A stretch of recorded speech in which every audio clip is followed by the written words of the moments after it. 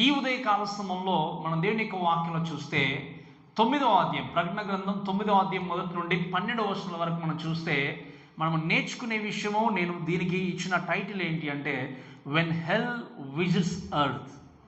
మీకు అర్థమైంది కదా? అంటే ఏంటి? నరకము భూమిని సందర్శించినప్పుడు. ఏంటి? నరకం అనేది భూమిని సందర్శించినప్పుడు ఒక వ్యక్తి మన ప్రాంతానికి, మన ప్లేస్కి వచ్చాడు అంటే ఆయన్ను బట్టి వాతావరణం అంతా ఏమవుతుందో చెప్పండి. ఉదాహరణకి మన చర్చ్కో, మన ప్లేస్కో చీఫ్ మినిస్టర్ వచ్చారనుకోండి, ఆ యొక్క వచ్చిన సందర్భంలో ఆయనదే ఉంటుంది హవా అంతా కూడా. ఏది జరిగినా ఏమైనా కూడా ఆయన గురించి మాట్లాడుకోవడం, ఆయన గురించి చెప్పుకోవడము, ఆయన ఉన్నాడు అనేటువంటి గుర్తింపు ఆ ప్రాంతంలో ఉంటుంది. అలానే ఇక్కడ వాక్యంలో చూస్తే హెల్ అనేది, నరకం అనేది ఏం చేసింది? భూమిని సందర్శించినప్పుడు ఇంకా ఎవరి యొక్క స్థితిగతులు ఉంటాయి చెప్పండి ఆ లోకంలో? నరకానికి సంబంధించింది. సో ఎప్పుడైతే నరకము భూమిని సందర్శించినప్పుడు ఎలా ఉంటుంది అనే విషయాన్ని ఈరోజు మనం వాక్యం నేర్చుకుంటూ వెళ్తాం. అందుకే ఈ యొక్క వాక్య భాగంలో చూస్తే 5th ట్రంపెట్ ఏంటి చెప్పండి? 5వ దూత బూర ఊదినప్పుడు ఏం జరిగింది అంటే, మొదటి వచనం చదువుదాం చూడండి దయచేసి. 9వ అధ్యాయం మొదటి వచనం. 5వ దూత బూర ఊదినప్పుడు ఆకాశం నుండి భూమి మీద రాలిన ఒక నక్షత్రమును చూచి తిని అని దేవుని యొక్క వాక్యం చూస్తాం. అగాధం యొక్క తాళపు చెవి అతనికి ఇయ్యబడింది. ఇక్కడ వాక్యంలో రాయబడిన విషయం ఏంటి అంటే, 4 బూరలు ఊదిన తర్వాత ఏం జరిగిందో చూస్తాం. 5వ బూర ఊదగానే, ఎవరు? 5వ దూత వచ్చి బూర ఊదగానే వాక్యంలో జరిగింది ఏంటి అంటే, ఆకాశం నుండి భూమి మీద రాలిన ఒక నక్షత్రమును చూచి తిని అగాధం యొక్క తాళపు చెవి అతనికి ఇయ్యబడును. చాలా జాగ్రత్త వినండి, చాలా కొత్త విషయాలు నేర్చుకుంటాను. ఈ 5th ట్రంపెట్, ఈ యొక్క బూర ఊదగానే ఫస్ట్ థింగ్ ఏంటి అంటే, ఈ యొక్క వాక్యం నేను ఒక 3 విషయాలు చెప్తాను. మొదటి విషయం ఏంటి అంటే, ఏ బాటమ్లెస్ పిట్ అన్లాక్డ్. అంటే ఏంటి? అగాధము అనేది ఏం చేయబడింది? తెరవబడింది. అగాధం తెరవబడింది అంటే ఎప్పుడు మూయబడింది అనే ప్రశ్న కూడా మీకు రావచ్చు. అవన్నీ కూడా వాక్యం మనం నేర్చుకుంటూ వెళ్తాం. అగాధం ఏమైంది చెప్పండి? లాక్ అనేది ఓపెన్ చేయబడింది. మరి అగాధంలో ఎవరున్నారు? ఎవరు బంధింపబడి ఉన్నారు? ఎందుకు అక్కడ ఉండాల్సి వచ్చింది? ఇవన్నీ కూడా మనము వాక్యం నేర్చుకుంటూ వెళ్తాం. అగాధం యొక్క ఈ అగాధము తాళపు చెవి ఇవ్వబడినప్పుడు అది ఓపెన్ చేయబడినట్టుగా వాక్యంలో చూస్తాం. అయితే దానికంటే ముందు వాక్యం రాయబడిన మాట ఏంటి అంటే, ఏ స్టార్ ఫాలిన్ ఫ్రమ్ హెవెన్. ఇక్కడ ఉన్నటువంటి యోహాను దర్శనంలో ఏం చేస్తున్నాడు? ఇదంతా కూడా చూస్తూ రాస్తూ ఏం రాశాడు అంటే, ఆకాశం నుండి భూమి మీద రాలిన ఒక నక్షత్రమును చూచితిని. 8వ అధ్యాయం కానీ 6వ అధ్యాయం కూడా చూస్తే నక్షత్రాలు రాలినట్టుగా మనం చూస్తాం. శకలాలు రాలినట్టుగా మనం చూస్తాం. కానీ ఇక్కడ రాలినటువంటి ఈ నక్షత్రాన్ని గురించి చూస్తే ఏంటి అంటే, ఇది గ్రహశకలం కాదు. చాలా జాగ్రత్తగా వినండి. ఈ నక్షత్రము ఎవరు అంటే సాతాను. మీకు అర్థం చెప్పిన మాట. ఇది గ్రహశకలం కాదు, కానీ సాతాను అనుకున్నప్పుడు మరి ఎలా సాతాను ఎలా ఆల్రెడీ ఎప్పుడో త్రోసివేయబడ్డాడు కదా, ఇప్పుడు ఏంటి అనుకున్నప్పుడు మీరు చూడండి, యోహాను త్రోసివేయబడినటువంటి, అంటే ఎప్పుడు ఆ యొక్క లూసిఫరు పాపం చేసినప్పుడు ఆకాశం నుండి త్రోసివేయబడినటువంటి దాన్ని యోహాను చూడలేదు. కానీ ఇక్కడ రాయబడిన విషయం ఏంటి అంటే, అక్కడ నక్షత్రము అనేది ఈ యొక్క సాతాను అక్కడ తిరుగుతూ అక్కడి నుండి భూమి మీద రాలినటువంటి సన్నివేశం చూసినప్పుడు వాక్యం రాయబడిన మాట ఏంటి అంటే, దేవుని యొక్క వాక్యంలో చూస్తే ఈ యొక్క సాతాను భూమి మీద రాలిన విషయాన్ని కనుక ఆలోచన చేస్తే, దీని గురించి మనం ఇంకొంచెం ముందుకు మనం ఆలోచన చేసి నేర్చుకుంటే చాలా విషయాలు మనకు అర్థమవుతాయి. ఎలా అని ఆలోచన చేస్తే మీరు వినండి. భూమి మీద ఈ నక్షత్రం రాలింది అనుకున్నప్పుడు ఈ నక్షత్రము ఎవరు అంటే డే స్టార్ అంటాం మనం. ఇంకా లేకపోతే ఇంకా చెప్పాలి అంటే, అదే మన తెలుగులో చెప్పాలి అంటే ఏమని మాట్లాడతారు? సాటాన్ కోసం మాట్లాడినప్పుడు తేజో నక్షత్రమా ఏంటి చెప్పండి? కొంతమంది ప్రార్థన చేస్తారు పాపం తెలియకుండా, తేజో నక్షత్రం లాగా వెలిగిపోవాలి అని. కానీ బైబిల్లో ఆ పేరు సాటానికి ఇవ్వబడింది. ఈ వాజ్ ఏ బ్రైటనింగ్ స్టార్. చాలా వెలుగుగా ఉన్నట్టు, వెలుగు పొందినటువంటి ఒక దూతగా ఉన్నాడు. దేవుని యొక్క సన్నిధిలో చక్కగా దేవుణ్ణి సేవించడానికి, మహిమపరచడానికి చక్కగా ఉన్నటువంటి వ్యక్తిగా ఉన్నాడు. ఈ యొక్క వ్యక్తి తన యొక్క హృదయ గర్వము చేత ఏం చేయబడ్డాడు చెప్పండి? ఆకాశం నుండి త్రోసివేయబడినట్టుగా చూస్తాం. అయితే ఈ మాటలో ఆలోచన చేసినప్పుడు ఆకాశం నుండి త్రోసివేయబడిన వ్యక్తిని మనం జ్ఞాపకం చేసుకుంటే ఆల్రెడీ ఏం జరిగింది? మొదటిగా యెషయా గ్రంథం 14వ అధ్యాయంలో చూస్తే సాతాను చేసినటువంటి పాపాన్ని బట్టి, తప్పును బట్టి ఆకాశం నుండి ఏం చేయబడ్డాడు? త్రోసివేయబడ్డాడు. ఇక్కడ మరలా ఆకాశం నుండి పడిపోయాడని అర్థం చేసినప్పుడు ఒకసారి మీకు అర్థం కావాలి అంటే 12వ అధ్యాయం చదవండి దయచేసి. 12వ అధ్యాయం 4వ వచనం చదవండి ఒకసారి. 12వ అధ్యాయం 4వ వచనం.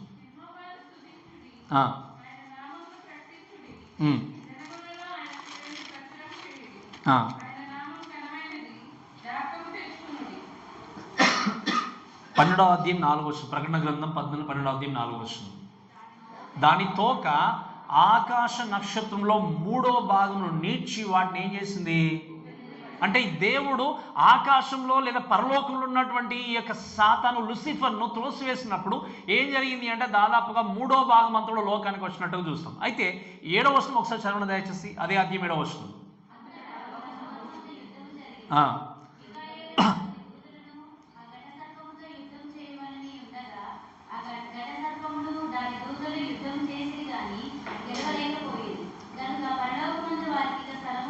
రైట్. కాగా సర్వలోకమును మోసపుచ్చుచు అపవాది అని సాతాను పేరు గల ఆది సర్పమైన ఆ మహాఘట సర్పము పడద్రోయబడిను. అది భూమి మీద పడద్రోయబడిన దాని దూతలు దానితో కూడా పడద్రోయబడ్డారు. మీరు చాలా జాగ్రత్తగా వినండి. మొట్టమొదటిగా ఆకాశంలో లేదా పరలోకములో దేవునితో ఉన్నటువంటి దూత ఏం చేయబడ్డాడు? తన హృదయ గర్వము చేత ఆల్రెడీ త్రోసివేయబడ్డాడు.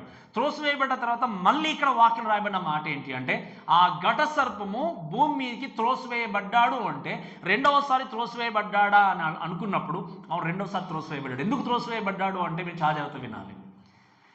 దేవుడు పరలోకం నుండి సాతాను భూమి మీదకి త్రోసివేసిన మనము యోబు గ్రంథంలో చూసే విషయం ఏంటి అంటే దూతలు దేవుని సన్నిధి తటస్థించే సమయము ఆసన్నమైనప్పుడు దూతలందరూ కూడా వారితో పాటు సాతాను కూడా ఏం చేసేవాడు? దేవుడి సన్నిధికి వెళ్ళేవాడు, మళ్ళీ వచ్చేవాడు, వెళ్ళేవాడు, వచ్చేవాడు. కానీ ఇక్కడ ఈ ఘట సర్పమైనటువంటి సాతానుతో మిఖాయేలు పరిశుద్ధులైన దూతలు ఫైట్ చేసిన తర్వాత ఇంకా పరలోకంలోనికి ప్రవేశం లేకుండా సాతాన్ని ఏం చేశారు చెప్పండి? దేవుడు అక్కడి నుండి పూర్తిగా లోకానికి తోసివేశాడు. దీని తర్వాత మళ్ళీ సాతాను పరలోకానికి వెళ్ళడానికి ఇంకా అర్హత అనేది, ఇప్పుడు మీకు అర్థం చెప్పిన మాట మీకు అర్థమైంది క్లియర్గా? మీకు మళ్ళీ పరలోకానికి వెళ్ళడానికి సాతానికి అవకాశం లేదు, అర్హత అనేది లేదు. కాబట్టి ఈ ఘట సర్పాన్ని ఏం చేశాడు అంటే దేవుడు త్రోసివేసినట్టుగా చూస్తాం. అతి మాటలు బట్టి మనము దేవుని యొక్క వాక్యంలో చూస్తే ఈ సాతాను లేకపోతే నక్షత్రము భూమి మీదకి వచ్చిన తర్వాత దేవుని యొక్క వాక్యంలో మీరు గమనించండి. దయచేసి వాక్యం చదివే మాట ఏంటి అంటే అగాధము యొక్క తాళపు చెవి అతనికి ఏం చేయబడింది? ఇవ్వబడింది. వాక్యంలో మీరు గమనిస్తే చాలా జాగ్రత్తగా వినండి. దేవుడు సాతానుతో పాటు దూతలను పడద్రోసినప్పుడు వాక్యంలో గమనిస్తే 3వ వంతు దూతలు ఏం చేయబడ్డారు చెప్పండి? లోకంలోనికి త్రోసివేయబడ్డారు. ఈ దూతలు అనేటువంటి వ్యక్తుల గురించి మాట్లాడినప్పుడు అన్కౌంటబుల్ ఏంజల్స్ అంటే ఏంటి? లెక్కకు మించినటువంటి దేవదూతలు. లెక్క పెట్టడం మన వల్ల కాదు, సాధ్యం కాదు. కాబట్టి ఇన్యూమరబుల్ ఏంజల్స్ అంటాం మనం, ఇంకా కరెక్ట్గా మాట్లాడాలి అంటే లెక్కకు మించినటువంటి ఈ దేవతల గురించి మాట్లాడినప్పుడు అగాధం యొక్క తాళపు చెవి ఎవరికి ఇచ్చాడు ఇప్పుడు దేవుడు? ఎవరికి చెప్పండి? సాతాను పడిపోయింది మొదలుకొని ఇప్పటి వరకు ప్రజల్ని మోసం చేస్తూ వస్తూనే ఉన్నాడు. అయితే దేవుడు ఇక 5వ బూర ఊదగానే సాతానికి ఏం చేశాడు? పర్మిషన్ ఇచ్చాడు. ఏంటో తెలుసా? ఎంత నువ్వు చేయాలనుకుంటావో చేసేసే ఇంకా లోకంలో అని చెప్పి అగాధపు తాళం చెవి ఇచ్చాడు. మీరు అనుకోవచ్చు అగాధపు తాళం చెవి ఎందుకుంది? అగాధం ఎవరున్నారు అన్న డౌట్ వచ్చి ఉంటే మీరు ఆలోచన చేయండి. దేవునితో అంటే దేవుని యొక్క దూత అయినటువంటి సాతాను పడిపోయినప్పుడు, లూసిఫర్ పడిపోయినప్పుడు, లూసిఫర్తో పాటు కొన్ని లక్షలు కొన్ని లెక్కింపలేనటువంటి దూతలు భూమిపైకి వచ్చినప్పుడు కొన్ని సాతానుతో తిరుగుతూ ఉన్నారు. కొంతమంది వాయుమండంలో ఉన్నారు. కొంతమంది దేవుడు ఏం చేశాడంటే అగాధంలో బంధించి పెట్టాడు. ఏం చేశాడు చెప్పండి? అగాధంలో బంధించి పెట్టాడు. ఎందుకు బంధించి పెట్టాడు అంటే ఆ దూతలు అనేటువంటి చాలా భయంకరమైన దూతలు. ఎంత భయంకరం అంటే మనం చూసాం. సొదొమ గొమొర్రా గురించి మీకు తెలుసు కదా. ఎందుకు దేవుడు సొదొమ గొమొర్రాను నాశనం చేయాల్సి వచ్చింది చెప్పండి? ఎటువంటి పాపమో తెలుసా మీకు? అక్కడ ఉన్నటువంటి మనుషులు దేవుని దూతలతో పాపం చేయడానికి వీళ్ళు ప్రేరేపించారు. అది దేవుడు సహించలేకపోయాడు. ఏం చేశాడు? వెంటనే సొదొమ గొమొర్రా పట్టణాన్ని నాశనం చేశాడు. అలానే 6వ అధ్యాయంలో చూస్తాం మనం, ఆదికాండం 6వ అధ్యాయంలో చూస్తే దేవుని దూతలు మనుషుల దూతలతో ఏం చేశారు? వాళ్ళు సంబంధాన్ని ఏర్పరచుకోవాలని చూస్తారు. అంటే ఏంటి? దూతలుగా ఉన్న వీళ్ళు మనుషులతో సహవాసం చేసి వాళ్ళతో ఏంటి పిల్లల్ని కనాలన్న ఉద్దేశంతో వాళ్ళు ముందుకెళ్ళారు. ఇది దేవుడికి నచ్చలేదు, చాలా కోపం వచ్చేసింది. సహించలేక ఇటువంటి భయంకరమైన దూతలు లోకంలో ఉంటే ఏం చేస్తారు చెప్పండి? ఇంకా ప్రపంచాన్ని పూర్తిగా వీళ్ళు నాశనం చేస్తారని చెప్పి దేవుడు సహించలేక ఏం చేశాడు అంటే వాటిని తీసుకెళ్ళి అగాధంలో బంధించి పడేశాడు. వెంటనే దేవుడు ఏం చేశాడో తెలుసా? భూమి మీదకి జలప్రలయాన్ని తీసుకొచ్చాడు. ఈ యొక్క దూతలు ఏం చేశాడు? బంధించి లాక్ చేసి పెట్టాడు. ఎక్కడ? అగాధం. అందుకే యేసుక్రీస్తు మరణించిన తర్వాత మనకు వాక్యాలు తీయడానికి సమయం లేదు కాబట్టి నేను చాలా త్వరగా వెళ్తున్నాను. మీరు గమనించి చూస్తే ఏంటి అంటే ఈ యొక్క డీమన్స్ అన్నీ కూడా, అంటే ఈ యొక్క సాతంతో పడిపోయిన దూతలన్నీ కూడా ఏంటి అంటే ఆ అగాధంలో ఉన్నప్పుడు ఈ యొక్క అగాధం యొక్క తాళపు చెవి సాతానికి ఇవ్వబడిన తర్వాత మీరు ఆలోచన చేస్తే ఈ యొక్క దూతల గురించి మాట్లాడినప్పుడు అవి బంధింపబడి ఉన్నప్పుడు వాక్యంలో మీరు తర్వాత చదువుకోండి. 2వ పేతురు 3వ అధ్యాయం 2వ అధ్యాయంలో కూడా చూసినప్పుడు ఏంటి అంటే 1 పేతురు 3వ అధ్యాయంలో యేసుక్రీస్తు చనిపోయిన తర్వాత 3 దినాలు ఎక్కడున్నాడు చెప్పండి? ఎక్కడున్నాడు తెలుసా మీకు? ఎక్కడున్నాడు? సమాధిలో ఉన్నాడా? సమాధిలో ఏముంది చెప్పండి? బాడీ ఉంది, అంతే కదా. మరి ఎక్కడికి వెళ్ళాడు 3 దినాలు యేసుక్రీస్తు? చెరగా అనేది అది దానికి సంబంధం లేదు. ఓకేనా? నేను తర్వాత మీకు జ్ఞాపకం చేస్తాను. ఎఫెసీయులకు రాసిన పత్రిక 2వ అధ్యాయం కాబట్టి అది డిఫరెంట్ టాపిక్. కాబట్టి మీరు వినండి చాలా జాగ్రత్తగా. యేసుక్రీస్తు మరణించిన తర్వాత ఏం చేశాడు అంటే అగాధం అనేటువంటి పాతాళంలోనికి వెళ్ళి తన విక్టోరియస్ను ప్రకటించినట్టుగా దేవుని యొక్క వాక్యంలో చూస్తాం. మీరు వినండి, ఎందుకు వెళ్ళి ప్రకటించాలి? అందుకే అక్కడ మీరు 2వ అధ్యాయంలో చూస్తే 3వ అధ్యాయంలో చూస్తే పేతురులో అక్కడ అంటే ఏంటి? ఆదికాండములో జలప్రలయం టైంలో ఎంతమంది నీటి ద్వారా రక్షింపబడ్డారు చెప్పండి? 8 మంది మాత్రమే. మిగతా వాళ్ళందరూ ఎక్కడికి వెళ్ళారు? నరకానికి. స్పెషల్లీ చెప్పాలి అంటే అగాధములో బంధింపబడిన దూతల దగ్గరికి ఏం చేశాడు? క్రీస్తు వెళ్ళి ప్రకటించాడు. ఏమని? ఐ ఓన్, ఎందుకు? చనిపోయి నేను ఏం చేస్తున్నాను? తిరిగి లేబోతున్నాను అనేటువంటి విషయాన్ని తెలియజేశాడు. కాబట్టి వీటిని ఏం చేశాడు? దేవుడు లాక్ చేసి పెట్టాడు. ఎందుకంటే ఇవి బయటకు వస్తే అల్లకల్లను సృష్టించి ప్రపంచాన్ని నాశనం చేస్తారని చెప్పేసి దేవుడు లాక్ చేసి పెట్టాడు. ఇంకా దేవుడు ఏం చేస్తాడంటే సాతానా, నువ్వు ఇన్ని రోజులు కష్టపడ్డావు కాబట్టి, పరిగెత్తావు, ప్రయత్నం చేశావు, అందరినీ మోసం చేశావు, నీకు ఇంకా ఫుల్ అథారిటీ ఇస్తున్నాను అని చెప్పి ఏం చేశాడు? దేవుడు తీసుకొచ్చి అగాధం యొక్క తాళపు చెవిని ఏం చేశాడు?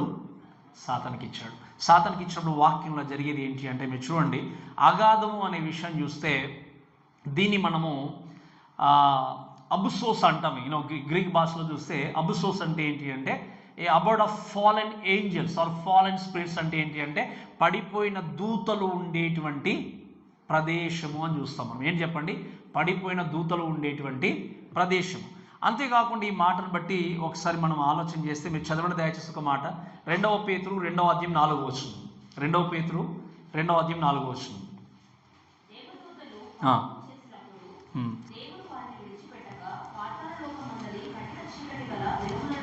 వినండి ఏముంది అక్కడ వాక్యంలో క్లియర్గా మీకు. దేవుడు వారు ఏం చేస్తారు చెప్పండి? వాళ్ళు ఏం చేస్తారు చెప్పండి? పాపము చేసినప్పుడు దేవుడు వారిని విడిచిపెట్టకుండా ఏం చేశాడు? పాతాళపు లోకములో కటిక చీకట్లో ఏం చేశాడు? ఆ బిలంలోనికి పంపించి బంధించినట్టుగా చూస్తాం. మీకు అర్థమైంది కదా ఇప్పుడు? ఆ కటిక బిలములో అగాధములో ఈ పడిపోయినటువంటి దూతలు కొంతమంది ఏం చేయబడరు చెప్పండి? బంధింపబడి ఉన్నారు.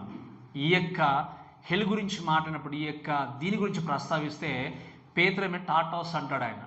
ఈ యొక్క వాక్యంలో చూస్తే ఏంటి అంటే ఈ యొక్క పేతురు మాట్లాడిన విషయం ఏంటంటే టాటరోస్ అంటే అర్థం ఏంటి అంటే స్పిరిట్స్, ఫాలెన్ స్పిరిట్స్ నివసించే ప్రాంతం అంటాము. యేసుక్రీస్తు ఆయన వాడిన పదం ఏంటి అంటే గెహెన్నాను వాడాడు. ఏమాడాడు చెప్పండి?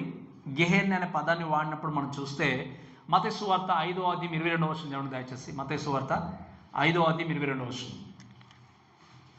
5వ అధ్యాయం 22వ వచనం.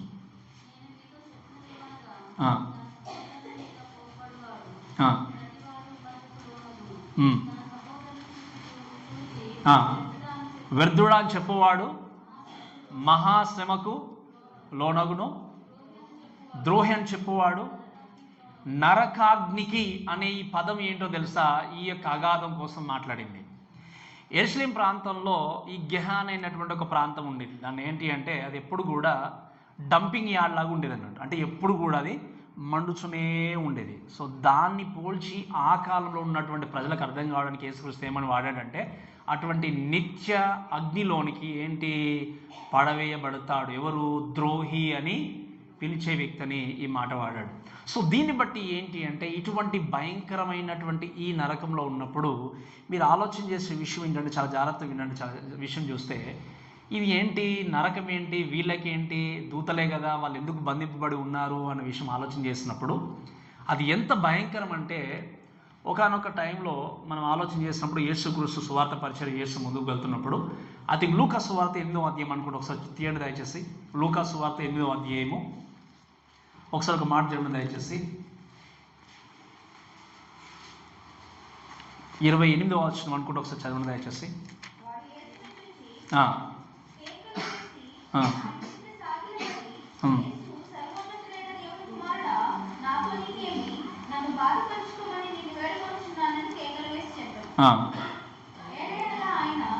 రైట్, 30 వచనం దయచేస్తారా? 30-31. యేసు నీ పేరేమని వాడిని అడగగా చాలా దయ్యములు వాళ్ళలో చొచ్చి ఉండెను గనక వాడు తన పేరు సేన అని చెప్పి పాతాళంలోనికి పోవుటకు తమకు ఆజ్ఞాపింపవద్దని. వినండి చాలా జాగ్రత్తగా. మీరు ఇక్కడ మాట చూస్తే ఏంటి అంటే మనకు తెలుసు ఆ యొక్క స్టోరీ, ఆ యొక్క యేసుక్రీస్తు అక్కడ సంభాషణ అంతా తెలుసు. ఒక వ్యక్తికి దయ్యం పట్టినప్పుడు ఏ విధంగా దేవుడు వాటిని పంపించి బయటకు తరిమేశాడు చూసినప్పుడు అక్కడ ఉన్నటువంటి ఈ సేన అనే దయ్యము ఆలోచన చేసి ఏమని అడుగుతున్నాడు చెప్పండి? వాళ్ళు నన్ను లేదా మమ్మల్ని పాతాళంలోనికి దయచేసి, ఒక మాట చెప్తాను చాలా జాగ్రత్తగా వినండి. దయ్యాలే నరకంలోనికి వెళ్ళడానికి భయపడుతున్నాయి అంటే అది ఎంత భయంకరంగా ఉండొచ్చు. మళ్ళీ చెప్తున్నా వినండి. దయ్యాలే పాతాళంలోనికి వెళ్ళడానికి భయపడుతున్నాయి అంటే ఈరోజు నేనైతే వెళ్ళిపోతానులే, ఎవరు లేకపోతే ఎలా అని మీరు అనుకుంటున్నారేమో. దయ్యాలే గజగజ వణుకుతున్నాయి. ఎక్కడికి వెళ్ళడానికి?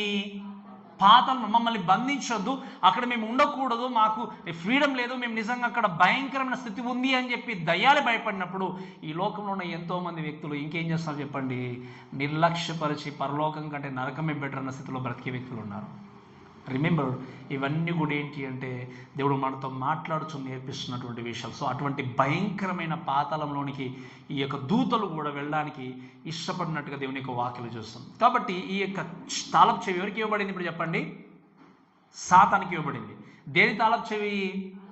పాతాళం యొక్క తాళపు చెవి ఇవ్వబడిన తర్వాత లెట్స్ సీ రెండవ వచనం చదువుదాం చూడండి దయచేసి. అతడు అగాధము తెరవగా ఏమైంది?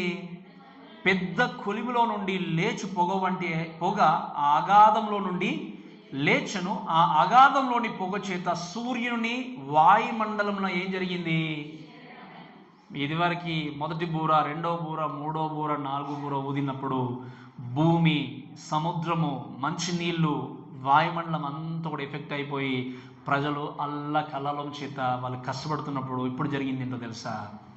ఒకేసారి సాతాను అగాధమును ఓపెన్ చేసేసరికి అగాధంలో బంధింపబడి ఉన్నటువంటి ఆ సాతాను యొక్క దూతలు, దురాత్మలు ఏం చేశారు చెప్పండి? ఒకేసారి బయటకు వచ్చేస్తారు. వాక్యంలో రాబడిన మాట ఏంటి అంటే అగాధం నుండి వచ్చినప్పుడు ఒక పెద్ద దట్టమైనటువంటి పొగ వంటి ఒక పొగ అగాధం లేచను. ఆ అగాధము చేత ఏంటంటే పొగ చేత సూర్యుని యొక్క వాయుమండలం అంతా కూడా ఏమైపోయింది? చీకటిగా గమ్మేసింది. ఈ మాటను బట్టి మీరు చూడండి, హెల్ ఆన్ ఎర్త్ అని అనుకున్నప్పుడు డీమన్స్ ఆర్ ఫ్రీ నౌ. ఇంతకాలం ఇన్ని సంవత్సరాలుగా బంధింపబడి ఉన్నారంటే ఒక్కసారి అవకాశం దొరికింది అంటే డీమన్స్ ఏం చేస్తారు చెప్పండి? ఇంకా వాళ్ళు బంధింపబడక ముందు ఏం చేశారు? మనుషులకి దేవతలకి సంబంధం ఏర్పరచుకోవాలని చూస్తారు. సొదొమలో చూసిన సంఘటన మనం చూసాము. అక్కడ జలప్రలయం రాకముందు ఎలా చేస్తారో చూస్తాము. ఇప్పుడు అవకాశం దొరికిందంటే ఏం చేస్తారు చెప్పండి? సాతాను దేవుడు చెప్పాడు, so I have given you power to do anything. దేవుడు అవకాశం ఇచ్చాడు, ఆజ్ఞాపించాడు. ఈ ఒకేసారి ఏం చేసే చెప్పండి? బంధింపబడినటువంటి దూతలు బయటకు వచ్చేసారు. ఇంకా క్లియర్గా చెప్పాలి అంటే మీరు చాలా జాగ్రత్తగా వినండి. ఈ 4 బూరల చేత వచ్చినటువంటి జడ్జిమెంట్ చేత బాధపడుతూ ఉన్నటువంటి వీళ్ళకి ఇప్పుడు దానికంటే వాటికంటే భయంకరమైంది సీవియర్గా ఉండేటువంటిది సిచ్యువేషన్ వచ్చింది. ఏంటి అంటే ఎక్కడ చూసినా దయ్యాలు. ఇది కరెక్ట్ వర్డ్. మీకు అర్థం చెప్పండి. ఎక్కడ చూసినా దయ్యాలు. దయ్యాల గురించి ఎప్పుడో చిన్నప్పుడు మనం వినేవాళ్ళం, ఇలా పీడింపబడుతుందో అన్నది. ఈ బూర ఏ కాగా నుండి బయటకు వచ్చిన వెంటనే జరిగేది ఏంటో తెలుసా? మనుషులందరూ కూడా దయ్యాల చేత పీడింపబడతారు. ఎక్కడ చూసినా దయ్యాల సామ్రాజ్యం అంతే. వాళ్ళు ఏదైనా చేయడానికి ముందుకెళ్ళిపోతారు. ఆ విషయాలు మనం చూస్తూ ముందుకెళ్ళడం చూడండి. దయచేసి 3వ వచనం చదువుదాం. ఆ పొగ నుండి మిడతలు భూమి మీదకి వచ్చును, భూమిలో నుండి తేళ్లకు బలం ఉన్నట్టు వాటికి. వినండి, ఈ అగాధం ఓపెన్ చేసేసరికి ఎవరు బయటకు వచ్చారు? ఇప్పుడు దేవుని సాతాను యొక్క దూతలు బయటకు వచ్చారు. డీమన్స్, పడిపోయిన దూతలు. వీళ్ళు బయటకు వచ్చినప్పుడు రెండో విషయం ఏంటి అంటే not only bottom the spit unlock, second thing ఏంటి అంటే డీమన్స్ పవర్ అన్లీష్డ్. అంటే ఏంటి? వాటి యొక్క పవర్ అనేది ఏం జరిగింది? ఇప్పుడు దేవుడు వారికి అధికారం ఇచ్చి, పవర్ని అనుగ్రహించి, శక్తిని అనుగ్రహించి, you can do what ever want to do అన్నట్టుగా దేవుడు వారికి ఆజ్ఞాపించి ముందుకు నడిపించాడు. అయితే ఇక్కడ మీరు ఆలోచన చేసేది ఏంటి అంటే, నేను చెప్పినట్టుగా ఎంతో దేవుని యొక్క పడిపోయినటువంటి దూతలు ఇంతకాలం బంధింపబడిన తర్వాత ఒకేసారి బయటకు వస్తే ఏం చేస్తారు? ఇంకా దేవుడు ఒకవేళ మీ తర్వాత మనం నేర్చుకుంటాం, ఆయన మీరు ఏదైనా చెయ్యొచ్చు అని ఒకవేళ టోటల్లీ కనుక పర్మిషన్ ఇచ్చుంటే విత్ ఇన్ సెకండ్స్లో ప్రపంచాన్ని మొత్తం నాశనం చేసేవారు, ఒక్క మానవుడు లేకుండా. కానీ దేవుడు ఒక్కొక్క రెస్ట్రిక్షన్ పెట్టాడు. ఏంటి అనేది మనం తర్వాత చూస్తాం. వీళ్ళు బయటకు వచ్చిన తర్వాత ఈ యొక్క వీళ్ళందరూ కూడా ఏంటి అంటే డీమన్స్ ఎలా బయటకు వచ్చారు అంటే వాక్యంలో చూస్తే పొగలో నుండి మిడతలు ఏం చేస్తారో చెప్పండి, భూమి మీదికి వచ్చెను, భూమిలో ఉండు తేళ్లకు బలం ఉన్నట్టు వాటికి ఏం చేయబడ్డాయి చెప్పండి?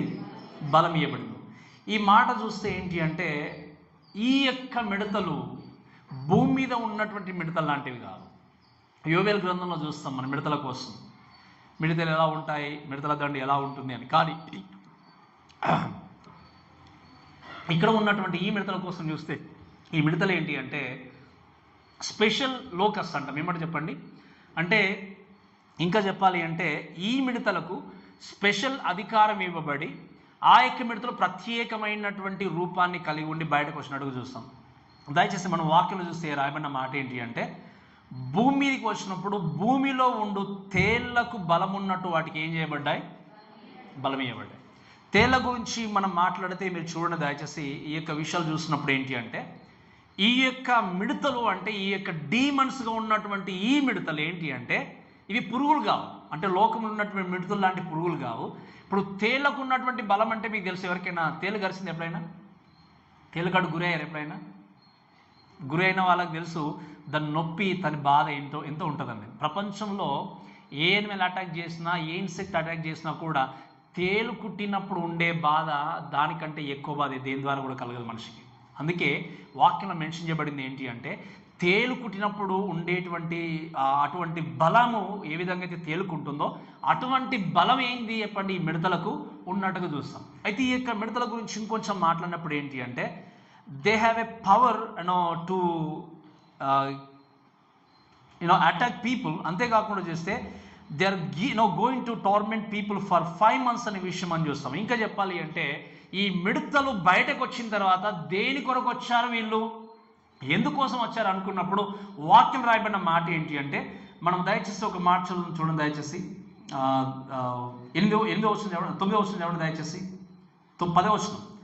తేళ్ల తోకల వంటి తోకలను కొల్లును వాటికుండెను, 5 నెలల వరకు వాటి తోకల చేత మనుషులకి హాని చేయుటకు వాటికి అధికారం ఇవ్వబడింది. అలానే ఇక్కడ దేవుని యొక్క వాక్యలు చూస్తే అటువంటి బలం ఉంది కాబట్టి 5 months వరకు మనుషుల్ని ఏం చేయొచ్చు? అటాక్ చేయొచ్చు, హాని చేయొచ్చు, బాధపరచవచ్చు. కానీ ప్రాణము తీసుకునే అధికారం మాత్రం దేవుడు వాడికి ఇవాళ. అందుకే నేను చెప్పాను ఒకవేళ ప్రాణం కూడా మీరు తీసుకోవచ్చు అనుకుంటే విత్ ఇన్ సెకండ్స్లో, మినిట్స్లో మొత్తం ప్రపంచం నాశనం చేసేవాళ్ళు. ఎందుకు తెలుసా? సాతాను ఎంత తొందర మనుషులను చంపేస్తే అంతమంది ఎక్కువ నరకానికి వెళ్ళిపోతారు. కానీ దేవుడు ఏమన్నాడు తెలుసా? మీరు ఎవరినైనా టచ్ చేయొచ్చు కానీ వారి ప్రాణాన్ని ముట్టడానికి అధికారం మాత్రము. మిడతల కోసం మీరు ఆలోచన చేసినప్పుడు మీరు చాలా జాగ్రత్తగా వింటే ఏంటి అంటే మిడతలు చెప్పాలి అంటే వెజిటేరియన్, అంతే కదా. ఏం చేస్తాయి చెప్పండి? గడ్డి లేకపోతే కొన్ని ఆకులు తింటూ దాదాపు ముందుకెళ్తాయి. కానీ ఇక్కడ ఉన్న మిడతలు ఏంటి చెప్పండి? వాక్యంలో రాయబడిన విషయాలు ఏంటంటే చూడండి దయచేసి 4వ వచనంలో, మరియు నొసలయందు దేవుని ముద్ర లేని మనుషులకే తప్ప భూమిపై ఉన్న గడ్డికైనను ఏ మొక్కలకైనా మరి ఏ వృక్షంకైనా హాని కలగజేయకూడదని వాటికి ఏంటంటే చెప్పండి, దేవుని ముద్ర లేని మనుషులకు తప్ప ఏ వృక్షానికి కానీ ఏ మొక్కలకు కానీ హాని అనేది మనకు ఆల్రెడీ తెలుసు. ఫస్ట్, సెకండ్, థర్డ్, ఫోర్త్ ఈ బూరలు ఊదబడిన తర్వాత భూమి మీద ఉన్నటువంటి ఫస్ట్ బూర ఊదగానే భూమి మీద ఉన్నటువంటి ఈ యొక్క వృక్షాలు కానీ గడ్డి కానీ అంత ఏమైపోయింది? నాశనం అయిపోయింది. ఇప్పుడు ఏం చేస్తాడు దేవుడు? వాటిని ముట్టడానికి అధికారం ఇవ్వలేదు. కానీ మీరు ఏం చేయొచ్చు? దేవుని ముద్ర లేనటువంటి ప్రతి వ్యక్తిని మీరు ఏం చేయొచ్చు? అటాక్ చేయొచ్చు. మీరు వినండి, మనము మొదటి 3.5 కాలంలో చూస్తే, ఆలోచన చేస్తే సాతాను లేకపోతే అంత్యక్రీస్తు 666 ముద్ర గురించి మనం వింటాం. తర్వాత ఈ ముద్ర వేసుకున్న వాళ్ళని ఏం చేస్తాడు? తప్పించి ముందుకు తీసుకెళ్తే దేవుడు ఇక్కడ ఏం చేస్తాడో తెలుసా? ఈ యొక్క దేవుని ముద్ర వేసుకున్నటువంటి వ్యక్తుల్ని ముట్టే అధికారం మాత్రము దేవుడు వాటికి ఇవ్వలేదు. అందుకే 1,44,000 పీపుల్ దేవుడు ఏం చేశాడు? ముద్రించి తీసుకెళ్ళాడు. మీరు వినండి ప్రేమ దేవుని దయచేసి ఆలోచన చేస్తే, మనందరము కూడా దేవుని ముద్రగా ఉన్నామనుకున్నప్పుడు, నేను ఇదివరకు మీకు చెప్పాను, ఇన్విజిబుల్ మార్క్ అనేది లేకపోతే సీల్ అనేది దేవుడు ఏం చేస్తాడు? మనకి ఇచ్చి నడిపిస్తున్నాడు. నడిపించినప్పుడు ఏంటి అంటే, ఈ ముద్రను ఈ సీల్ని కలిగి ఉన్న వ్యక్తి ప్రతి క్షణము కూడా ప్రతి నిమిషము కూడా దేవుని కొరకు జీవించే వ్యక్తి ఉండాలి. ఇక్కడ ఉన్నటువంటి ఈ యొక్క పడిపోయిన దూతలకు దేవుడు ఏం చేశాడు అంటే, మీరు ఎవరినైనా ముట్టొచ్చు, ఎవరినైనా టచ్ చేయొచ్చు, కానీ దేవుని ముద్ర వేయబడిన ఏ వ్యక్తిని కూడా ముట్టడానికి అధికారము లేదు. ఇప్పుడు మీరు వినండి చాలా జాగ్రత్తగా. ఈరోజు ఎంతోమంది క్రైస్తవులు కూడా ఇప్పుడు ఉన్నటువంటి పరిస్థితుల్లో ఇక్కడ వెళ్తే, అందుకే నేను చాలాసార్లు చెప్తాను, ఈరోజు మంచిది కాదేమో, ఇదేమో ఏమంటారు శకునాలో లేకపోతే ఇంకా ఏదో అని ఇదని ఇవన్నీ ఆలోచించి పరిగా దేవుడు ఏమన్నాడు తెలుసా? తను నమ్ముకున్న వ్యక్తికి ఇవన్నీ సంబంధించినవి కావు.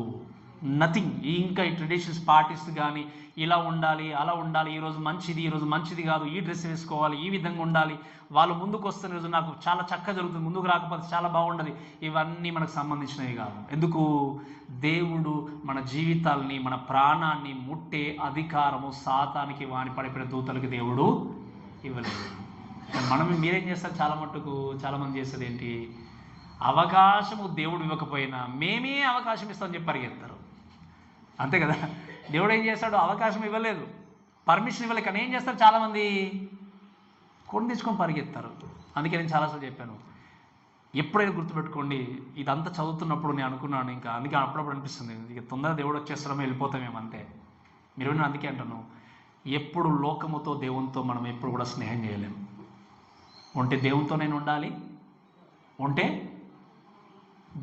లోకంతోనే ఉండాలి.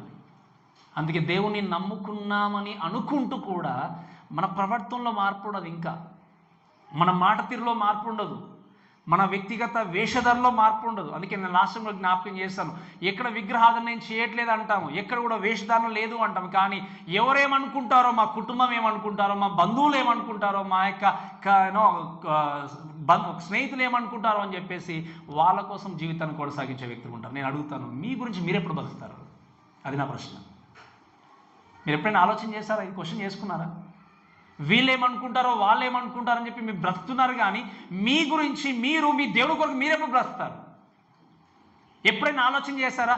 ఈ మనుషులు ఎలా అనుకుంటారు, వాళ్ళు అలా అనుకుంటారు, మా బంధువులు ఒకవేళ హిందువులాగా అన్యులాగా అలంకరించుకోకపోతే ఏమనుకుంటారో, ఇక్కడ పాల్పంపు పొందుకోకపోతే ఏమనుకుంటారో ఆలోచన చేస్తున్నారు. కానీ ఎప్పుడైనా మీరు మీ జీవించే జీవన విధానాన్ని బట్టి దేవుడు ఏమనుకుంటాడో అని ఎప్పుడైనా ప్రశ్నించుకున్నారా?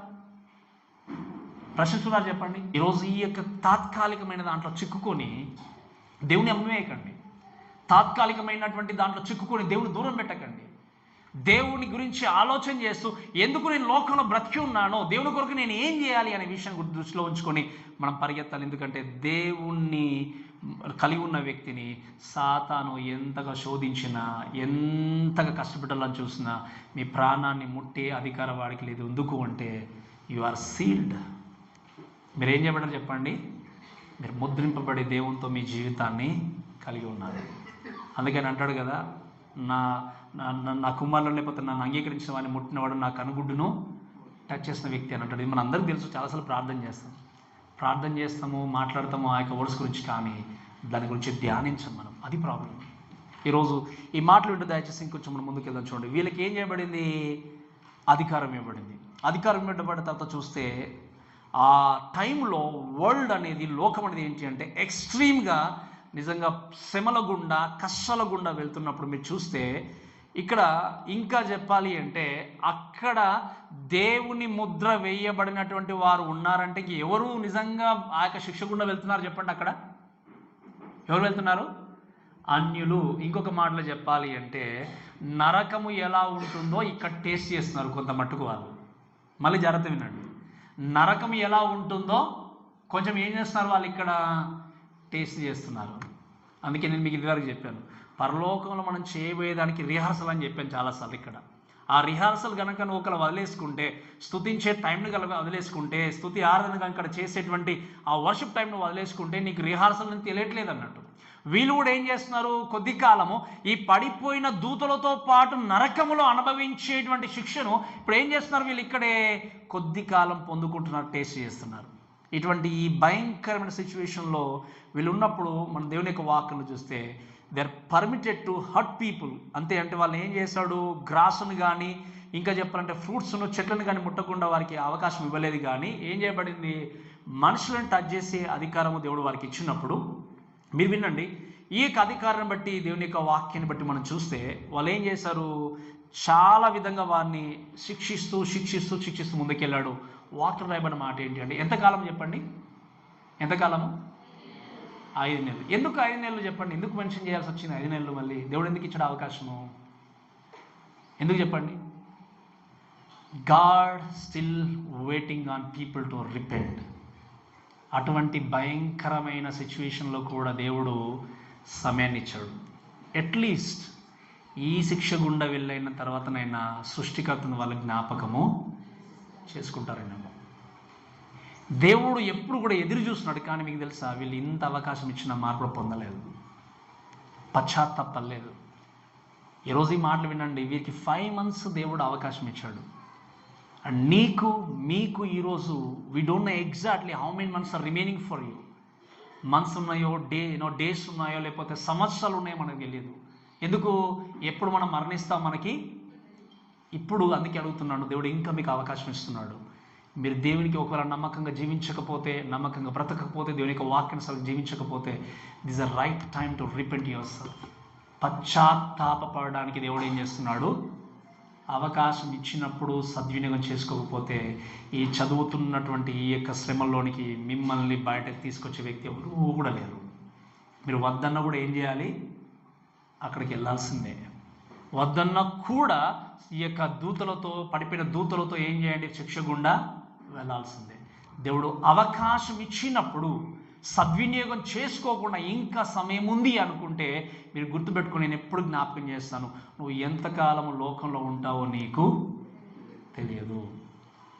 వీరికి 5 months అనేది ఇచ్చాడు దేవుడు.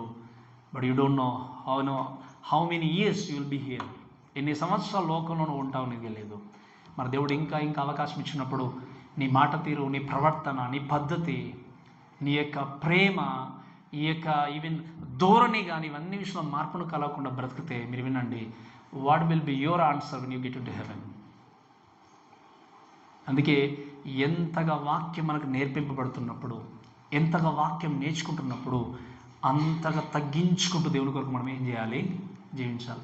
ఇటువంటి భయంకరమైన శ్రమ గుండా మనం వెళ్ళకుండా దేవుడు తప్పించాడు అంటే ఏమైనా యోగ్యత ఉందా చెప్పండి? మనకి ఏమైనా అర్హత ఉందా? మనకు యోగ్యత లేదు, అర్హత లేదు. అందుకే నేను ఎప్పుడు చెప్తాను, మనల్ని మనం బోస్ట్ చేసుకోవడానికి ఏముంది మన లోపల? ఏముంది చెప్పండి? ఏం లేదు. అందుకే నాకు ఎక్కువ అన్నీ తెలుసు అనుకుంటే, ఎంత ఎక్కువ తెలిస్తే అంత తగ్గించుకొని దేవుని కొరకు జీవించాలి. ఈరోజు మీరు చాలా జాగ్రత్తగా వినండి. దేవుని మాటలు ఒకవేళ మీకు బాగా తెలుసుంటే, వాక్యము తెలుసుంటే, తగ్గించుకుని మీ బ్రతుకుని ఏం చేయాలి? లీడ్ చేయాలి. అందుకే ఇదివరకు మీకు చెప్పాను, డాక్టరేట్ నేను చేయాలని అనుకున్నప్పుడు ఇంటి దగ్గర ఉండి చేయాలంటేనే 15 లక్షలు అడుగుతున్నాను వాళ్ళు. ఇంటి దగ్గర ఉండి. కొంతమంది ఏదో సింపుల్గా బైబిల్ కాలేజ్ సింపుల్ అనుకుంటారు, ఏదో సింపుల్గా అన్నట్టని. ఎందుకు ఈ మాటలు చెప్తున్నాను తెలుసా మీకు? ఎంతగా వాక్యము నేర్చుకుంటూ వెళ్తే అంతగా మన జీవితాన్ని తగ్గించుకుంటూ జీవించాలి. ఈరోజు కేవలము ఒక్కసారి కూడా బైబిల్ పూర్తిగా చదవం. మనం 2 సార్లు చదవం, 3-4 సార్లు చదివేసి ఉంటామేమో. ఇక దానికి నాకు అన్నీ తెలుసని మొత్తం విరిగిపోయి సేవకుని లెక్క చేయము, సేవకులు రాని లెక్క, ఎవరిని లెక్క చేయము, నాకే అంత తెలుసని పరిగెత్తాం. మీరు వినండి, నాకు కూడా తెలియదు అంత, నాకు బోధించిన వాళ్ళకు కూడా తెలియదు అంత. ఈ ప్రపంచంలో ఏ మానవుడికి తెలియదు పూర్తిగా బైబిల్. అందుకే నేను చెప్పాను, ఒక వ్యక్తి 300 సార్లు బైబిల్ చదివిన వ్యక్తిని ఏమడిగాడు చెప్పండి? ఒక వ్యక్తి వచ్చి మీకు బైబిల్ మొత్తం తెలుసా అంటే ఆయన ఏమైనా ఆన్సర్ చెప్పాడు? ఈ బైబిల్ అనేది మహాసముద్రం లాంటిది అవుతే దాంట్లో నాకు తెలిసింది నీటి చుక్కంత, మరి మీకెంత తెలుసు? కాబట్టి నేర్చుకోవాలన్న తపన ఉండాలి, కానీ విర్రవీగి గర్వించే స్థితిలో ఉండకూడదు. ఎందుకంటే వాక్యం మనం చూసాం లాస్ట్ టైం కూడా, గర్విష్ఠుల యొక్క గర్వాన్ని అణచడానికి యేసుక్రీస్తు లోకానికి రాబోతున్నాడు. So God still waiting on you అని ఇంకా టైం ఇస్తున్నాడు. ఈ టైంని బట్టి మిమ్మల్ని మీరు మార్చుకుంటూ జీవితాన్ని సరి చేసుకుంటూ ముందుకు వెళ్ళాలి. కాబట్టి మీరు వినండి, ఈ యొక్క 5 నెలలు ఉన్నటువంటి ఈ పెయిన్ గురించి మాట్లాడినప్పుడు దేవుని యొక్క వాక్యం చూస్తే 5వ వచనంలో చూస్తే, మరియు వారిని చంపుటకు అధికారం ఇవ్వబడలేదు, కానీ 5 నెలల వరకు బాధించుటకు వాటికి అధికారం ఇవ్వబడిను. వాటి వలన కలుగు బాధ తేలు మనుషుల్ని కుట్టినప్పుడు బాధ వలె. ఇంకా చెప్పాలి అంటే మీరు చాలా జాగ్రత్త వినండి, it's not talks about physical pain. మీరు అనొచ్చు తేలు కుట్టినప్పుడు ఉండే బాధలాగా వీళ్ళు శారీరకంగా రక్తాలు గాయాల చేత ఉంటున్నారేమో అనుకోవచ్చు. But it's not talking about physical pain. కానీ చెప్పాలి అంటే వాక్యాన్ని బట్టి మనం చూస్తే ఏంటి అంటే it's talks about spiritual pain. అంటే ఏంటి? ఇంకా చెప్పాలంటే మీకు అర్థమయ్యే విధంగా చెప్పాలంటే దయ్యాల బెడద. ఏ సిచ్యువేషన్ ఉన్నారు చెప్పండి? వీళ్ళంతా మానవుడు కొట్టినా కూడా తప్పించుకుని ఎక్కడో కూర్చోవచ్చు, అంతేకాని చెప్పినప్పుడు మీకు అర్థమైందా? గాయమైన కూడా ఎక్కడో పరిగెత్తి దాక్కోనొచ్చు. దయ్యాల చేత పీడింపబడితే ఎక్కడికి పరిగెత్తాలి? ఎక్కడుంటాయి చెప్పండి దయ్యాలు? చూసారు ఎప్పుడైనా మీరు దయ్యాల్ని? చాలామంది నేను చెప్పంగా విన్నాను, నేను దేవుని చూసాను అంటారు కానీ దయ్యాన్ని చూసాను ఎవరు చెప్పారు నాకు. మీరు విన్నారు ఎప్పుడైనా? దేవుడు నాకు కనిపించాడు చాలామంది చెప్తుంటారు, కానీ దయ్యాన్ని చూసామని ఎవరు ఎప్పుడు కూడా చెప్పలేదు. మరి మీరు ఎప్పుడైనా చూసారా దయ్యాన్ని? చూసారా? చూడలేదు. కానీ మీకు తెలుసా దయ్యాలు ఎక్కడ ఉన్నాయో? ఇక్కడ లేవంటారు. ఇప్పుడు ఉన్నాయి లేవా? మనలో ఉన్నాయా? మీలో ఉన్నాయి దయ్యాలంటే మరి దేవుడు లేనట్టే. దేవుడు మీలో ఉంటే దయ్యాలు మీలో ఉండవు, బయట ఉంటాయి. ఒకవేళ దయ్యాలు మీలో ఉన్నాయంటే దేవుడు లేనట్టు. ఇంకా మీకు అర్థమని చెప్పిన మాట, యేసుక్రీస్తు రక్షకుడు అంగీకరిస్తే పరిశుద్ధాత్మ దేవుడు మీలో ఉన్నాడు. పరిశుద్ధాత్మ దేవుడు మీలో ఉంటే దయ్యానికి చోటు అనేది, ఇప్పుడు ఒకవేళ దయ్యానికి చోటు నీలో ఉంది అంటే దేవుడు నీలో లేడు అన్నట్టు. దయ్యాలు ఎక్కడున్నాయి చెప్పండి? ఇప్పుడు మన చుట్టూ ఉన్నాయి, మన చుట్టూ ఉన్నారు. ఎప్పుడు ఏ విధంగా ఎవరిని పడగొట్టాలా వాక్యంలో చూస్తాం కదా. వాడు ఏం చేస్తున్నాడు? గర్జించు సింహం వల్ల ఎవరిని మృంగునని తిరుగుతూ ఉన్నాడు, వెతుకుతూ ఉన్నాడు. సో దయ్యాల బెడద నుండి వీళ్ళు ఏం చేస్తున్నారు? తప్పించుకోలేక ఎటు వెళ్ళలో తెలియక అతలాకుతలం అయిపోతున్నారు. మనుషుడు కొట్టినా మనం తప్పించుకోవచ్చు, గాయపరిచిన తప్పించుకోవచ్చు, లేదా ఏదైనా బాధ ఉన్నా తప్పించుకోవచ్చు మనిషి నుండి. కానీ దయ్యాల బెడద ఉంటే ఎక్కడ పారిపోతారు చెప్పండి? ఎక్కడ పారిపోతారు? ఈ సిచ్యువేషన్ లోకంలోనికి రాబోతుంది. ఇప్పుడు అసలే నోటికి కళ్ళం వేసుకున్నట్టుగా ఎంతో కాలంగా వాళ్ళు ఎక్కడున్నారు చెప్పండి? ఈ డీమన్స్ అందరూ కూడా వాళ్ళు ఒక్కసారి రిలీజ్ కాగానే ఏం జరిగింది? ఇంకా పీడి మొదలుపెట్టారు. మొదలుపెట్టిన తర్వాత వాక్యం చూస్తే ఏముంది అంటే, ఈ మాటలు బట్టి చదువు చూడండి దయచేసి. సో ఇక్కడ ఉన్నటువంటి 6వ వచనం చూస్తే, ఈ బాధ ఉన్నప్పుడు ఆ దినములలో మనుషులు మరణమును వెతుకుదురు కానీ అది వారికి దొరకదు, చావాలని ఆశపడుదురు కానీ మరణం వారి యొద్ద నుండి. ఇప్పుడు మీరు వినండి, దయ్యాల బెడద భరించలేక మరణం కావాలని పరిగెత్తారట జనాలు. కానీ నేను ఈ దగ్గరికి రానని మరణం పరిగెత్తుతాడట. ఎంత ఘోరం చూడండి. మీకు అర్థం చెప్పిన మాట. సూసైడ్ చేసుకోవడం పరిగెత్తారు జనాలు, లాభం లేదు. ఇంకెక్కడ మరి పారిపోయేది ఎక్కడ చెప్పండి? ఇంకెక్కడ దాక్కుంటారు? ఎందుకు చనిపోవాలనుకుంటున్నారు చెప్పండి? ఎందుకు? ఆ బాధ అనేది అంత కఠినమైనది, అంత వేదంతో కూడుకుంది, భరింపలేనటువంటి సిచ్యువేషన్లో ఉన్నారు. కాబట్టి వాక్యం రాయన మాట ఏంటి అంటే, మనుషులు మరణంను వెతుకుదురు కానీ ఇది వారికి దొరకనే. మీరు చూడండి, ఎవరైనా డబ్బును వెతుకుతారు ఈ కాలంలో, ఇంకా ఏదేదో వెతుకుతారు, కానీ నాకు చావు రావాలని పరిగెత్తేవారిని మనం చాలా ఎవరో ఓల్డ్ ఏజ్లో ఉన్నవాళ్ళు ఎప్పుడో ఒక మాట అన్నంగా విన్నాం, కానీ నాకు మరణం కావాలని చెప్పి దాన్ని వెతుక్కుంటే వెళ్ళే వాళ్ళని చూసేది తక్కువ. వాక్యం ఏముంది? మరణాన్ని వెతుకుతారు కానీ ఇది దొరకదు. ఇంకేముంది వాక్యంలో? చావాలని ఆశపడుదురు కానీ మరణం వారి యొద్ద నుండి. మీరు చాలా జాగ్రత్తగా ఉండండి. వాక్యం ఏమంట రాయబడింది? మరణం కావాలి అనుకుంటే నేను మీ దగ్గరికి రానని పారిపోతుందట మరణం.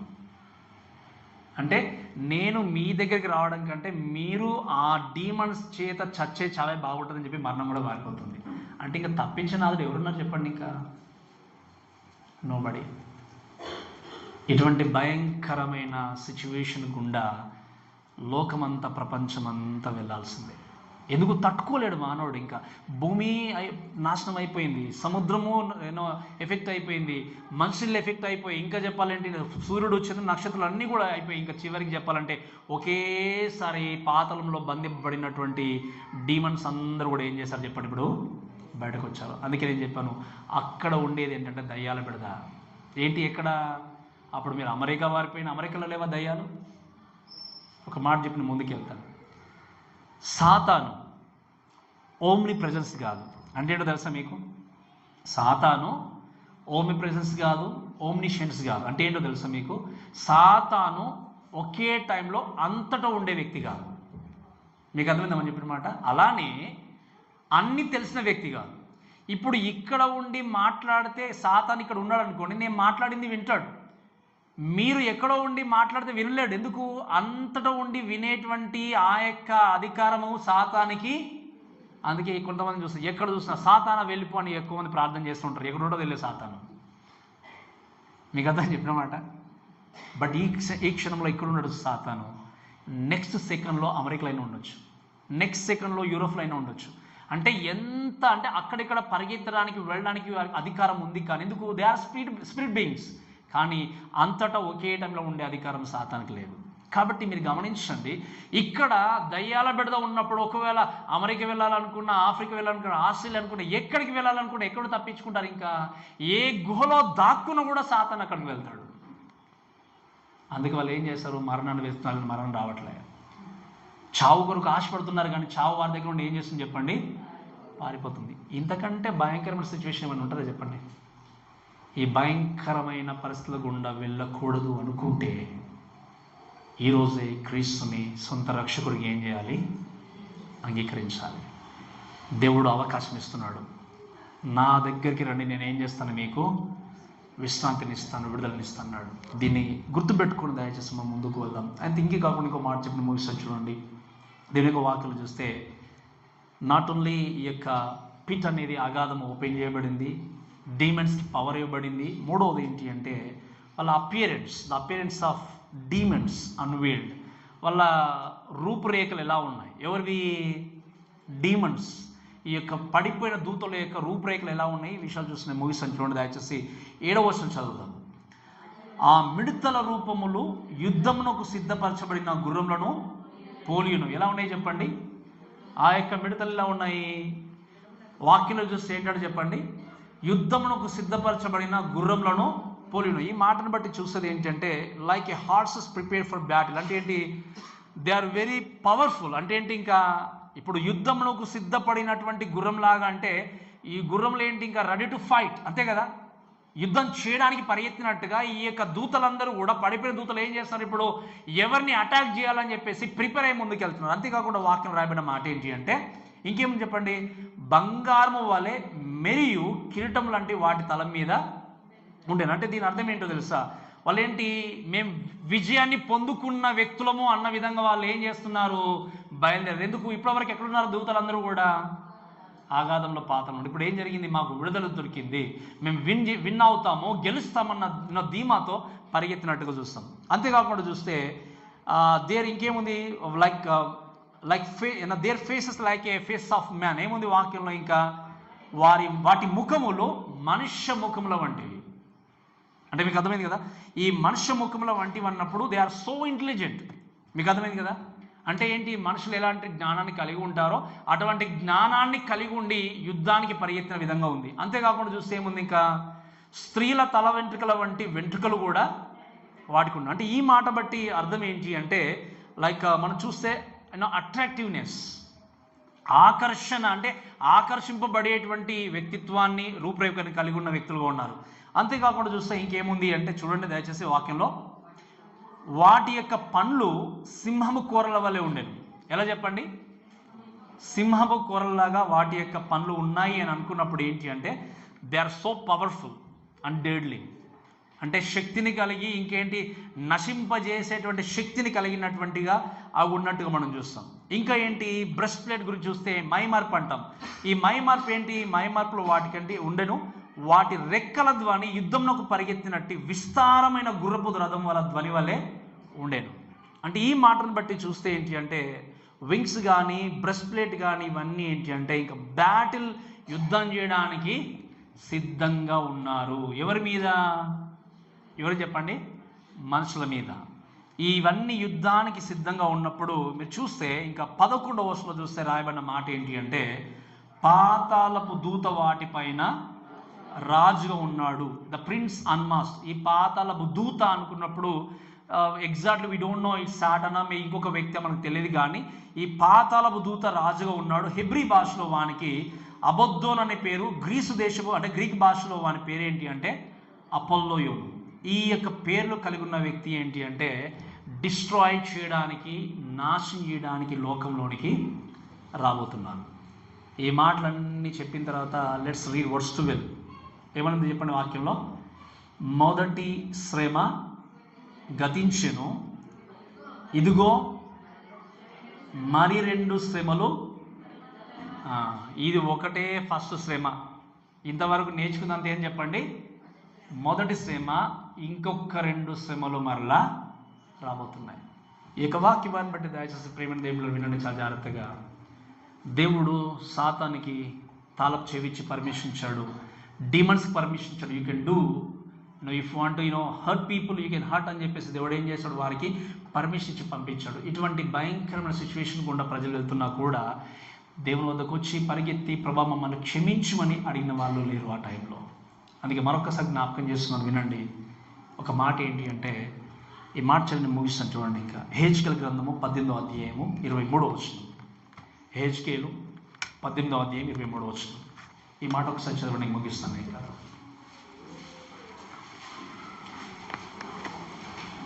హెజ్కేలు చదవండి. దుష్టులు మరణం నొందుట నాకేమాత్రము కూడా సంతోషము కలుగునా, వారు తమ ప్రవర్తనను దిద్దుకొని బ్రతుకుటే నాకు. అండర్లైన్ చేసి పెట్టుకోండి. మీకు దుష్టులు వారి యొక్క దుష్టత్వములో ఏంటి, మరణించడంలో నాకు ఎటువంటి సంతోషము లేదు, కానీ ఆ యొక్క దుష్టుడు తన యొక్క తప్పులని సరిదిద్దుకొని, తన ప్రవర్తన సరిదిద్దుకొని బ్రతకడంలోనే నాకేముందన్నాడు దేవుడు? సంతోషం ఉందన్నాడు. సో ఈరోజు దేవుడు అవకాశం, మరొక అవకాశం మనకి ఇస్తూ ఉన్నాడు, మీకు ఇస్తున్నాడు. ఏ విషయంలో నిజంగా దేవునికి దూరంగా ఉన్నారో మీకు తెలుసు, ఏ విషయంలో దేవుడికి వ్యతిరేకంగా బ్రతుకుతున్నారో మీకు తెలుసు. ఇంకా వాక్యాన్ని వినేవారుగా ఉంటూ వాక్యాన్ని పాటించినటువంటి గుంపులో ఉన్నారేమో, దేవుని కొరకు బ్రతుకుతున్నామనుకుంటూ భ్రమలో బ్రతుకుతున్నారేమో. వినండి, దేవుడు ఇంకొక అవకాశం ఇస్తున్నాడు. ఏంటి అంటే you have still some more time, but we don't know how much time that time will be remain. ఎంతకాలం నీకు టైం అనేది రిమైనింగ్ ఉందో మనకు తెలియదు, కానీ అవకాశం ఉన్నప్పుడే తప్పులను సరిదిద్దుకొని, అవకాశం ఉన్నప్పుడే పశ్చాత్తపడి, ప్రభువా నా జీవితంలో ఈ యొక్క స్థితిలో మిమ్మల్ని మహిమపరచలేకపోతున్నాను, నా జీవితంలో ఈ స్థితిలో మీతో సహవాసం చేయలేకపోతున్నాను, నన్ను క్షమించి మరొక్కసారి నా యొక్క తప్పులను సరిచేసి వాడుకోండి ప్రభు అని ప్రార్థన చేయండి. ఖచ్చితంగా దేవుడు మిమ్మల్ని ఏం చేయగలడు? సరి చేయగలడు. ఎందుకంటే దేవుడికి దేంట్లో సంతోషం ఉందంటే చెప్పండి? ఒక దుష్టుడు, ఒక పాపి తన పాపంలో మరణించడం ద్వారా దేవుడికి సంతోషం లేనే లేదు. దేంట్లో సంతోషం ఉంది దేవుడికి? ఆ పాపి తన తప్పును ఒప్పుకొని సర్దిద్దుకుని బ్రతికేటువంటి బ్రతుకులోనే దేవుడికి సంతోషం ఉంది. కాబట్టి ఈరోజు దేవుడు మిమ్మల్ని బట్టి సంతోషించాలనుకుంటున్నాడు. మరి ఎలా సంతోషపరచాలి ఆయన? మనము చెప్పండి, ఎలా సంతోషపరచాలి?